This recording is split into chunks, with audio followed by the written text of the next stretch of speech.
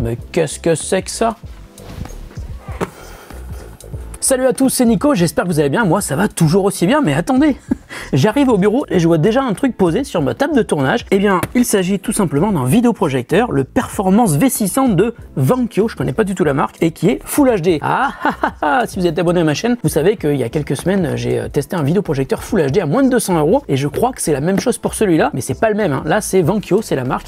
Donc on va voir ce que ça donne. On va ouvrir le carton qui est déjà beaucoup plus gros que celui du Energon que j'avais testé il y a quelques semaines. Ouh, il est livré avec un petit sac, enfin, c'est plutôt une sacoche même. Ça veut dire qu'on va pouvoir se balader avec son vidéoprojecteur. J'ai l'impression que c'est un sac de congélation, sauf que c'est un vidéoprojecteur à l'intérieur. Alors la difficulté par contre c'est de se balader avec le sac et avec le cordon d'alimentation parce que ça doit pas rentrer dedans, enfin peut-être que si, remarque. Pourquoi est-ce qu'ils mettent des cotons-tiges? Ça doit être pour nettoyer. Non, c'est pas des cotons-tiges, c'est un truc qui est destiné à nettoyer le vidéoprojecteur et surtout à mon avis de nettoyer les parties qui sont inaccessibles depuis l'extérieur avec ses petits doigts. Alors le câble d'alimentation, un câble AV, donc je pense que ça c'est pour rentrer des sources extérieures, genre vieille console, une télécommande, voilà, et puis des vis. Pourquoi est-ce qu'il y a des vis? Je sais pas du tout. Et un câble HDMI. Je reste quand même un peu intrigué par ces cotons-tiges. Mais en revanche, je suis tout à fait sous le charme de cette jolie petite sacoche qui permet de se déplacer avec son vidéoprojecteur Vankyo. C'est chouette. Attention, unboxing dans l'unboxing. Oh, c'est pas mal. La construction est intéressante. La partie supérieure du vidéoprojecteur est recouverte d'un genre de... C'est pas de l'aluminium, bien sûr, c'est du plastique, mais une imitation d'alu brossé. On a l'impression d'avoir un MacBook Pro dans les mains. Non, je déconne. Le focus, on a le keystone, et puis on a des boutons.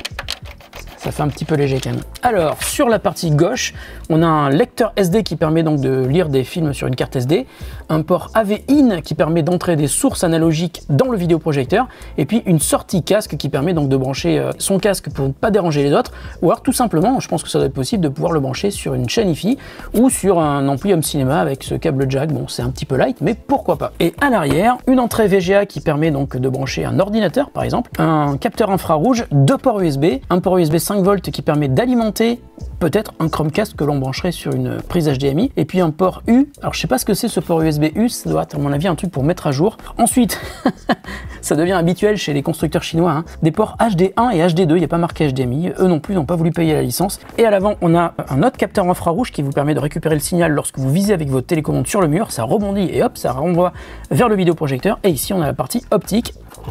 Puis ici un pied pour surélever l'ensemble. Donc c'est globalement assez classique, hein. Donc on va aller dans la pièce à côté, hein, qui est toujours disponible, et on va tester ce petit vidéoprojecteur et on va voir ce que ça donne.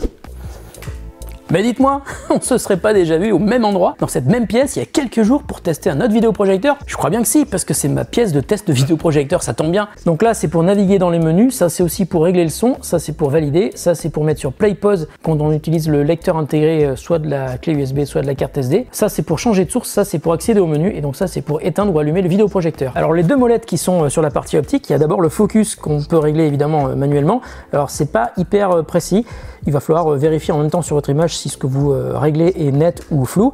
Et alors un truc à savoir, c'est que comme le vidéoprojecteur n'a pas de zoom physique, il faut avancer ou reculer son vidéoprojecteur si vous n'arrivez pas à faire le focus. S'il est trop près ou s'il est trop loin, bah, vous aurez du mal à avoir un focus, donc il faudra déplacer son vidéoprojecteur.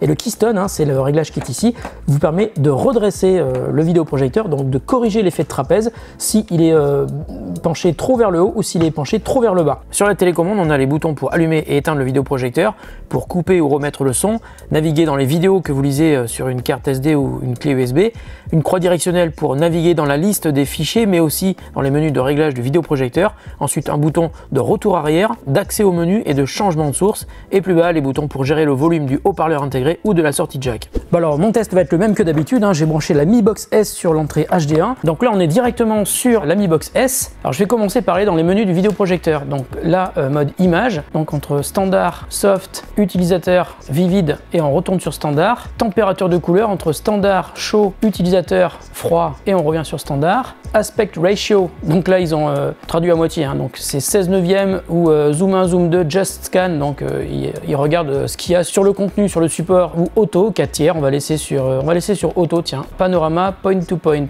ça je connais pas du tout. Noise reduction, donc là c'est une réduction de bruit vidéo. Forme projective, donc là il y a un problème de traduction, c'est l'orientation de projection. Et puis ensuite, reduce display size, exactement comme le Energon, on peut modifier par pas de 1 pour réduire l'affichage vu qu'il n'y a pas de zoom optique sur le vidéoprojecteur. Ensuite, mode de son entre standard, musique, cinéma et sport. Voilà, et utilisateur. Balance, tiens c'est bizarre ça, parce qu'il n'a pas l'air d'être stéréo le vidéoprojecteur. Mélange, qu'est-ce que ça peut être? Ah oui d'accord, j'ai compris. Le mélange c'est en fait l'opacité du menu. Quand j'enlève le menu, voilà, c'est beaucoup plus clair. Donc ça c'est pas mal en fait. On va le laisser comme ça, j'aime bien, c'est joli. Ça fait un petit peu haut de gamme, presque j'ai envie de dire. Voilà, et puis mise à jour via USB. Donc c'est ce que je vous disais, hein. Un des deux ports USB ne sert que pour les mises à jour. Donc maintenant je sors du menu, alors je remarque un truc, c'est qu'on n'a pas de problème de flou sur les côtés et ça c'est vachement bien, donc il est de meilleure qualité optique que le Energon que j'avais testé, donc ça c'est plutôt une bonne nouvelle. Maintenant je vais prendre la télécommande de la Mi Box S, je vais revenir sur le menu et au niveau des couleurs c'est pas trop ça par contre, hein. J'ai pas encore réglé mais là on va dire que c'est moyen, même sans aucun réglage, je trouve que l'image est meilleure que sur le Energon 1 Plus que j'ai testé il y a quelques semaines. Ils sont vendus au même prix et franchement sans aucun réglage je préfère largement l'image de celui-ci. Je vais couper et je vais faire quelques réglages. Alors je vous redis ce que je vous disais tout à l'heure, hein. C'est vrai que le fait de pouvoir changer l'opacité du menu sur son contenu est pas mal du tout, parce qu'on continue quand même à voir ce qui se passe, et là je vais quand même changer le mode d'image, parce que je trouve c'est un petit peu violent. Bon et ben ça y est, je suis de retour, j'ai fait des réglages, et bien franchement l'image elle est vraiment hyper bien, on pourrait regarder des heures et des heures de vidéos sans problème, que ce soit des films, des séries ou des vidéos YouTube. Le seul inconvénient que je lui trouve pour l'instant c'est qu'il fait vraiment pas mal de bruit. Regardez, je vais me rapprocher du Projo, écoutez.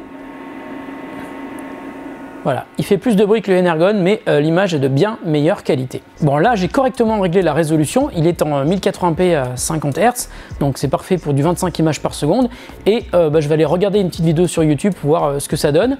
Alors j'ai un tout petit peu de luminosité qui vient de l'extérieur, et ouh, c'est pas mal du tout, dites donc. Il est en 4K, en source de diffusion, mais bien sûr en affichage, on est en 1080p, donc c'est du 1080p natif. J'ai réglé la colorimétrie, j'ai réglé le contraste, la température de couleur, j'ai aussi réglé la netteté.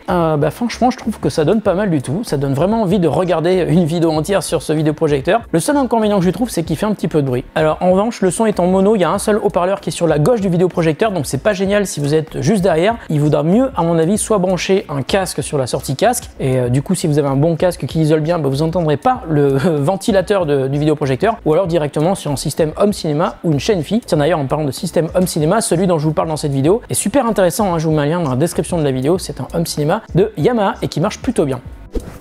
Hop, me revoilà. Bon alors pour ne rien vous cacher, j'ai pas passé un mois à tester ce Projo 24h/24, mais en une semaine et avec 5 films, une mini-série sur Netflix et la fin d'une série que j'avais commencé sur ma télé sur Amazon Prime, voici ce que je peux vous dire. Le V600 est le meilleur vidéoprojecteur 1080p natif que j'ai pu tester pour le moment pour un budget d'environ 200 €. L'image est nette partout, la luminosité est homogène sur toute la surface projetée, et à condition d'y passer du temps, vous pourrez avoir une qualité et un rendu des images qui soit très satisfaisant. Il faut quand même arriver à bien faire le noir dans votre pièce par contre, hein. Et un dernier détail, il n'y a quasiment aucun lag quand on fait du jeu vidéo. Alors là, j'ai pas pu le filmer, mais regardez mon test du Energon One Plus, c'est exactement pareil, du moins sur ce point précis. Alors attention en revanche, hein, c'est un vidéoprojecteur d'entrée de gamme, donc il n'y a pas de réglage pour décaler l'axe horizontalement, donc il faut être pile en face du mur ou de l'écran. Ensuite, vous l'avez entendu, il fait du bruit, le haut-parleur est uniquement mono, et l'interface du vidéoprojecteur est vraiment pas terrible, et c'est pareil si vous lisez des contenus sur une clé USB ou sur une carte SD, c'est pas super ergonomique. Mais si vous branchez une petite box Android TV comme je vous ai montré avec une des deux entrées HDMI, eh bien ça change tout, et là ça sera beaucoup plus intéressant.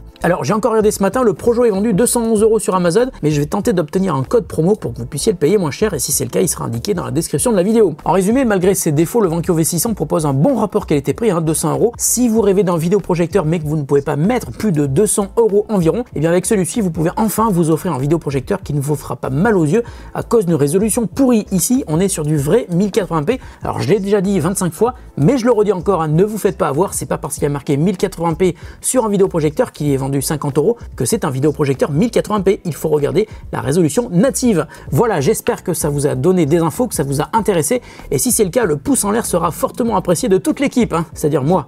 Merci de votre fidélité en tout cas, et à très bientôt pour une vidéo qui n'aura sans doute rien à voir avec celle-ci. Salut!